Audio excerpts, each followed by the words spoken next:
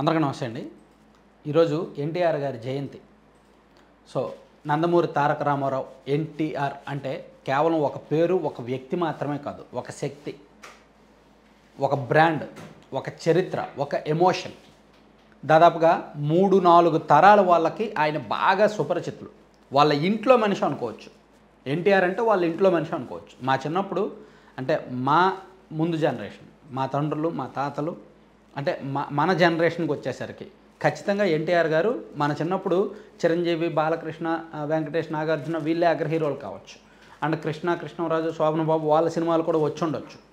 కానీ అప్పటికే ఎన్టీఆర్ గారు స్టిల్ అప్పటికి ఫామ్లో ఉన్నారు. రాజకీయాల్లో ఉన్నప్పటికీ సినిమాలు తీసేవాళ్ళు. సో 1950s కిడ్స్ దగ్గర నుంచి 1990s కిడ్స్ వరకు దాదాపుగా ఈ 40 ఏళ్ళ వాళ్ళకి కూడా ఎన్టీఆర్ గారు సుపరిచితులు. ఆ పాత్ర ఈ పాత్ర అని లేదు. సాంఘిక సమస్యల మీద, సామాజిక అంశాల మీద, పౌరాణిక, జానపదం, రాజకీయం, ఎటువంటి చిత్రాలనైనా సరే, ఎటువంటి పాత్రలైనా సరే ఆయన అవలేలుగా పోషించారు. కమర్షియల్ సినిమాలు చేశారు, సందేశాత్మక సినిమాలు చేశారు. ఆయన సినిమాల్లో అన్ని రకాలు ఉంటాయన్నమాట. సో అందుకే ఆయన విశ్వవిఖ్యాత నట సార్వభౌమ అంటారు. సో ఎన్టీఆర్ గారి సినిమాల గురించి, సినీ చరిష్మా గురించి మేబీ నేను చెప్పేంత స్థాయి నాకు లేకపోవచ్చు. కానీ చిన్నప్పుడు ఆయన సినిమాలు చాలా చూశాం కాబట్టి ఆయన నటన ఎంత విభిన్న పాత్రలు పోషించారు. అంతెందుకండి, సింపుల్గా చెప్పుకోవాలంటే శ్రీరాముడు అంటే ఇలా ఉంటాడు, శ్రీకృష్ణుడు అంటే రూపం ఇలా ఉంటుంది, కర్ణుడు, దుర్యోధనుడు అంటే రూపాలు ఇలా ఉంటాయి అని అనేక పాత్రల ద్వారా ఆయన జీవం ఉట్టిపడేలా చేశారు. సో ఆయన సినిమాల చరిత్ర నేను చెప్పేంత పెద్దోడిని కాదు, అంత స్థాయి లేదు కాబట్టి మేబీ అందరికీ తెలుసు. కానీ ఒకటి మాత్రం నిజం, తెలుగు సినిమాల్లో కానీ, తెలుగు రాజకీయాల్లో కానీ ఎన్టీఆర్ గారి ముందు, ఎన్టీఆర్ గారి తర్వాత అనడంలో ఎటువంటి అతిశయోక్తి లేదు. ఒక శకం అనమాట ఆయన, ఒక చరిత్ర. మేబీ ఒక 1000 ఏళ్ళ పాటు ఆయన ఉన్నది. 1923లో పుట్టారు, 1996లో మరణించారు. ఉన్నది 73 ఏళ్ళకి కావచ్చు, కానీ ఒక 1000 ఏళ్ళకు సరిపడా చరిత్ర లిఖించి వెళ్ళిపోయారు. సో రాజకీయాలకు వచ్చేసరికి మాత్రం ఎన్టీఆర్ గారు ఒక ప్రభంజనమే. అసలు రాజకీయ పార్టీ పెట్టిన తర్వాత 9 నెలల్లోనే అధికారంలోకి రావడం, ప్లస్ ఒక రాజకీయ నాయకుడిగా కాకుండా పరిపాలకుడిగా కూడా. దేశంలో అప్పుడు వరకు ఇటువంటి సంక్షేమ పథకాలు లేవు. అసలు పార్టీ పెట్టడమే ఒక మెయిన్ రీజన్ అండి. మేబీ చాలాసార్లు నేను కూడా చెప్పుంటాను. అంటే మన రాష్ట్రంలో ప్లస్ మన దేశంలో కూడా కాంగ్రెస్ పార్టీకి ఎక్కడా ఆల్టర్నేటివ్స్ లేవు. 1960s 1970sలో మొత్తం కాంగ్రెస్ పార్టీదే హవా దేశవ్యాప్తంగా. మధ్యలో జనతా పార్టీ అనేది వచ్చినా సరే పూర్తి స్థాయిలో వెళ్ళలేకపోతున్నారు. కమ్యూనిస్టులు ఉన్నా సరే అక్కడక్కడ కొంత మేరకే బలానికి పరిమితం అవుతున్నారు. సో కాంగ్రెస్ పార్టీని ఢీకొట్టే వాళ్ళు ఎవరు ఉండట్లా. పర్టికులర్గా మన తెలుగు రాష్ట్రాల్లో, మన ఆంధ్రప్రదేశ్లో కూడా అదే పరిస్థితి.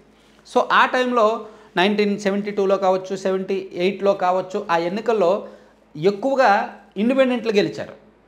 కాంగ్రెస్ పార్టీ మీద వ్యతిరేకత జనంలో ఉంది. కానీ ఆ వ్యతిరేక ఓట్ బ్యాంక్ని, ఆ వ్యతిరేకతని ఒక పార్టీగా, ఒక సింబల్ కిందకి తీసుకురావడానికి ఒక పెద్ద నాయకుడు అంటూ ఎవరు లేరు. అందుకే ఎక్కువగా ఇండిపెండెంట్లు గెలిచారు. 1972లో దాదాపుగా 57 మంది ఇండిపెండెంట్లు గెలిస్తే 1978లో సుమారుగా 60 మందికి పైగా ఇండిపెండెంట్లు గెలిచారు. సో ఈ 2 ఎన్నికలను బాగా అబ్జర్వ్ చేశారు ఎన్టీఆర్ గారు. అందులోకి ప్రతిసారి కూడా కాంగ్రెస్ పార్టీ ముఖ్యమంత్రులను మారుస్తూ వచ్చింది. పదే ముఖ్యమంత్రులు మార్చడమే. ఇక్కడ అంటే మన ఆంధ్రప్రదేశ్ ముఖ్యమంత్రులకి అవమానమే. ఢిల్లీలో అపాయింట్మెంట్లు దొరకవు. ఢిల్లీ వాళ్ళు ఎవరైనా రాజీవ్ గాంధీ లాంటి వాళ్ళు, ఇందిరాగాంధీ లాంటి వాళ్ళు ఆంధ్రప్రదేశ్కి వస్తే, మన అంజయ్య లాంటి వాళ్ళు ఎయిర్పోర్ట్కి వెళ్ళినా సరే రాజీవ్ గాంధీ గారు పట్టించుకోలేదు అంటారు. అప్పట్లో ఇవన్నీ జరిగాయి. సో తెలుగు వారికి ఆత్మగౌరవం లేదు, కాంగ్రెస్ వాళ్ళు పట్టించుకోలేదు, వాళ్ళు మరీ హీనంగా చూస్తున్నారు. సో ఇక్కడ నుంచి మనం ఇంతమంది ప్రజాప్రతినిధులు గెలిపిస్తున్నా వాళ్ళు తెలుగువారిని అత్యంత హీనంగా చూస్తున్నారు అనే ఒక భావజాలంతో అట్ ద సేమ్ టైం ఒక రాజకీయంగా ఒక గ్యాప్, ఒక వ్యాక్యూమ్ ఉంది, ఒక అవసరం ఉంది. సో ఈ అవసరాన్ని వాడుకోవాలి, ఆత్మగౌరవాన్ని నిలబెట్టాలి, కొత్త పరిపాలన అందించాలి. సో అభివృద్ధి లేదు, సంక్షేమం లేదు, ఏదో కాంగ్రెస్ వాళ్ళు ఏం చెప్తే అదే జరుగుతుంది. ఈ ఆవశ్యకతను ఎన్టీఆర్ గారు గుర్తించి తన మైండ్లోకి వచ్చిన ఆలోచన కొంతమంది పెద్దలతో చర్చించి 1982లో రాజకీయ పార్టీ స్థాపించారు. పార్టీ ప్రకటించారు, పార్టీ స్థాపించారు. అనర్గళంగా నాన్ స్టాప్గా జనంలోకి వెళ్ళారు, మాట్లాడారు, జన చైతన్య యాత్రను చేశారు, జనంలోనే తిరిగారు, అధికారంలోకి వచ్చారు. వచ్చిన తర్వాత ఎవరు ఊహించినటువంటి పథకాలు ప్రవేశపెట్టారు. మేబీ ఇప్పుడు అంటున్నారు జగన్మోహన్ రెడ్డి గారు, చంద్రబాబు నాయుడు గారు ఇప్పుడు చెప్తున్నారు మేమే సంక్షేమ పథకాలు తీసుకొచ్చామని. అంతెందుకు రాజశేఖర రెడ్డి గారినే చాలామంది అంటారు సంక్షేమ పథకాలకు ఆద్యుడు రాజశేఖర రెడ్డి గారు అని. కానీ చాలా సంక్షేమ పథకాలకు ఎన్టీఆర్ గారేనండి ఆద్యుడు. అసలు పింఛన్, సామాజిక పింఛన్ ఇప్పుడు ప్రతి నెల కూడా 4,000 అందుకుంటున్నారు పింఛను. దీన్ని మొదట తీసుకొచ్చింది ఎన్టీఆర్ గారే. 30 రూపాయలు పెన్షన్ ఇచ్చేవాడు ఆయన ఆ రోజుల్లో. అలాగే ఇప్పుడు ఇల్లు కట్టిస్తున్నారు కదా పక్కా ఇల్లు, దీన్ని మొదట తీసుకొచ్చింది కూడా ఎన్టీఆర్ గారే, పేదలకు పక్కా ఇల్లు. అలాగే జనతా వస్త్రాలు అని ఇవ్వడం కావచ్చు, అలాగే 2 రూపాయల కిలో బియ్యం ఇవ్వడం కావచ్చు, అలాగే స్కూల్ చదువుకున్న పిల్లలకి మాకు కూడా చిన్నప్పుడు బియ్యం ఇచ్చేవాళ్ళు ప్రతి నెల స్కూల్లో. అలాగే ఉప్మా పెట్టేవాళ్ళు పొద్దున్న స్కూల్స్లో, టిఫిన్ అది పెట్టేవాళ్ళు. ఇట్లా అలాగే జనతా వస్త్రాలు, ఇల్లు, సంక్షేమ పథకాలు, ప్లస్ ఆస్తి హక్కులో మహిళలకు వాటా ఇవ్వడం కానీ, ఇలా అనేక సంస్కరణలు తీసుకొచ్చారు. సో ఈ సంస్కరణలు అన్నీ కూడా ఆయనకు చాలామందికి చేరువ చేశాయి. కాకపోతే పార్టీని కంట్రోల్ చేయడంలో ఆయన పూర్తి స్థాయి రాజకీయాలంటే ఏముండాలి, కన్నింగ్ ఉండాలి, క్రిమినాలిటీ ఉండాలి. ఆయనంతా ముక్కుసూటుతనం, స్ట్రైట్గా ఏం చెప్తే అది జరగాలి అంతే. ఆయన ఎదురుగా ఎంతమంది కూర్చున్నా సరే ఆయన ఏం చెప్తే అది జరగాలనుకుంటాం. మొండితనం, విపరీతమైన మొండితనం, స్ట్రైట్ ముక్కుసూటుతనం. ఎదుటి వాళ్ళు ఎవరైనా కుట్రలు చేస్తున్నా, కన్నింగ్ చేస్తున్నా తెలుసుకునే వాళ్ళు కాదు. అసలు తన దగ్గరికి ఎవరైనా చెప్పినా సరే వినే టైప్ కాదు. అందుకనే ఆయన కొంత దెబ్బతిన్నారు. తన చుట్టూ ఉన్నవాళ్ళు చేసిన కుట్రలకు, కన్నింగ్కి, క్రిమినాలిటీకి బలయ్యారు. బలయ్యి చివరికి 1984లో సీటు కోల్పోయారు. ఎక్కడ అమెరికాకు బైపాస్ సర్జరీకి వెళ్ళారు. వచ్చినప్పటికి సీఎం సీట్ పోయింది. అప్పుడు చంద్రబాబు గారు ప్లస్ సోకాల్ దగ్గుబాటి వెంకటేశ్వరరావు గారు లాంటి వాళ్ళు, చంద్రబాబు గారు లాంటి వాళ్ళు, ఎన్టీఆర్ గారు కుటుంబ సభ్యులు అంటే హరికృష్ణ గారు, వీళ్ళందరూ కూడా ప్లాన్ చేశారు. చంద్రబాబు గారు ఒక మంచి మాస్టర్ ప్లాన్ వేశారు. దాంతో మళ్ళీ ఎన్టీఆర్ గారు సీఎం అవ్వగలిగారు. కానీ అడుగడుగున అభద్రత.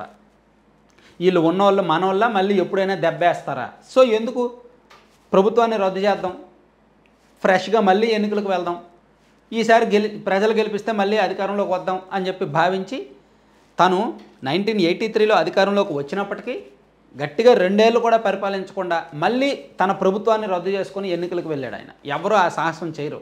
అధికారంలో ఉన్నాం కదా, సీఎం సీట్ ఉంది కదా, సో అనుభవిద్దాం, మనకు నచ్చినట్టే చేసుకుందాం అనుకుంటారు. ప్లస్ అన్నిటికీ మించి ఈ దేశవ్యాప్తంగా వందలాది మంది ముఖ్యమంత్రులు పరిపాలిస్తే ఒక్కటంటే ఒక్క అవినీతి ఆరోపణ కూడా రాని ముఖ్యమంత్రి ఎన్టీఆర్ గారే. ప్రధానమంత్రి అంటే వాజ్పేయి గారని నేను చెప్తా. ఒక్కటంటే ఒక్క అవినీతి ఆరోపణ కూడా వాజ్పేయి గారు ఉన్నప్పుడు కూడా ఆయన మీద లేదు. ఆయన మీద అయితే లేదు. అలాగే ముఖ్యమంత్రిగా ఎన్టీఆర్ గారి మీద కూడా లేదు. సో అందుకే వీళ్ళిద్దరు నాయకుల్ని కూడా మనం ఖచ్చితంగా అభిమానించాలి, ఆరాధించాలి, చూడాలి. ఇప్పుడు చాలామంది ముఖ్యమంత్రులు అంటే స్కామ్ స్టార్స్ అయిపోతున్నారు, కొత్త స్కామ్స్కి తెరతేస్తున్నారు. కానీ ఎన్టీఆర్ గారు ఉన్నప్పుడు అసలు అవినీతికి ఆస్కారం ఇవ్వాల. చాలామంది ఎమ్మెల్యేలు అవినీతి చేసినా సరే వాళ్ళని గెట్ అవుట్, పార్టీ నుంచి బయటకు పంపించేసేవాళ్ళు, క్లాస్ పీకేవాళ్ళు. చాలా దారుణంగా ఉండేది అడ్మినిస్ట్రేషన్. తన కుటుంబంలోనే తనకు తెలియకుండా అవినీతి జరిగినా సహించేవాళ్ళు కాదు. అట్లా 1985లో మళ్ళీ ఎన్నికలకు వెళ్ళడం, మళ్ళీ గెలవడం. సో అప్పుడు పూర్తి స్థాయిలో 5 ఏళ్ళు పరిపాలించారు. అయితే 1989 వచ్చినప్పటికీ కొంత మారింది. తనకు తెలియకుండా కొంతమంది ఎమ్మెల్యేలు వాళ్ళు కొంత గ్రౌండ్ లెవెల్లో ఆయన ఆశయాలు వేరు, గ్రౌండ్ లెవెల్లో అమలవుతున్నవి వేరు. అట్ ద సేమ్ టైం అదే టైంలో రంగా గారి హత్య జరగడం, కాంగ్రెస్ పార్టీ కొన్ని కుట్ర రాజకీయాలకు తెరతీయడం, అవన్నీ ఎన్టీఆర్ గారు తెలుసుకోలేకపోవడం, దేశవ్యాప్తంగా రాజకీయ పరిస్థితి మారడం, ఇవన్నీ ఉండటంతో 89 ఎన్నికల్లో ఓడిపోయారు. సో 89 to 94 మళ్ళీ కాంగ్రెస్ పార్టీ పరిపాలించింది. 94లో మళ్ళీ ఎన్టీఆర్ గారు అవసరం వచ్చి మళ్ళీ టీడీపీ గెలిచింది. ఎన్టీఆర్ గారు సీఎం అయ్యారు. ఆ తర్వాత జరిగిన పరిస్థితులన్నీ అందరం చూసాం. సో ఓవరాల్గా దేశవ్యాప్తంగా రాజకీయంగా ఒక పార్టీ పెట్టి తక్కువ టైంలో అధికారంలోకి రావడంలో ఆయనే ప్రత్యేకత. అధికారంలోకి వచ్చిన 16 నెలల్లోనే తన ప్రభుత్వాన్ని రద్దు చేసుకొని మళ్ళీ ఎన్నికలకు వెళ్ళడంలో ఎన్టీఆర్ గారే ప్రత్యేకత. ప్లస్ అనేక సంక్షేమ పథకాలు తీసుకురావడంలో, కొత్త పథకాలు ప్రవేశపెట్టడంలో ఆయనే ప్రత్యేకత. ఎటువంటి అవినీతి ఆరోపణ లేని ముఖ్యమంత్రి అని ఎవరైనా ఉన్నారో అంటే కొన్ని దశాబ్దాలుగా ఆయన పేరే ఫస్ట్ ఉంటుంది, లిస్టులో ఫస్ట్ ఉంటుంది అన్నమాట. ప్లస్ మాట ముక్కుసూటితనం, మాట కటువు, ఇవన్నీ కూడా ఎన్టీఆర్ గారికి ఉన్న ప్రత్యేకమైన లక్షణాలు. సో అందుకే ఎన్టీఆర్ గారు యుగపురుషుడు అయ్యారు. సినిమాల్లో కానీ రాజకీయాల్లో కానీ ఎన్టీఆర్ గారికి ముందు, ఎన్టీఆర్ గారి తర్వాత అంటారు. సో అంటే పబ్లిక్తో ఆయన మాట్లాడే తీరు, ఇంటరాక్ట్ అయ్యే తీరు, నాయకత్వం, ఆయన అంతెందుకండి కొత్త నాయకత్వాన్ని తయారు చేశారండి. ఎన్టీఆర్ గారు పార్టీ పెట్టినప్పటికీ వీళ్ళందరూ ఇప్పుడు తెలుగుదేశం పార్టీలో ఉన్న సీనియర్ నాయకులు కావచ్చు, 1983లో ఫస్ట్ టైం ఎమ్మెల్యేలైన బ్యాచ్ చూడండి టీడీపీ తరఫున. వాళ్ళకి ఎవ్వరికీ రాజకీయాలంటే పరిచయం లేదు. జస్ట్ ఒక పిలుపుతో రాజకీయాల్లోకి వీళ్ళందరినీ రప్పించారు.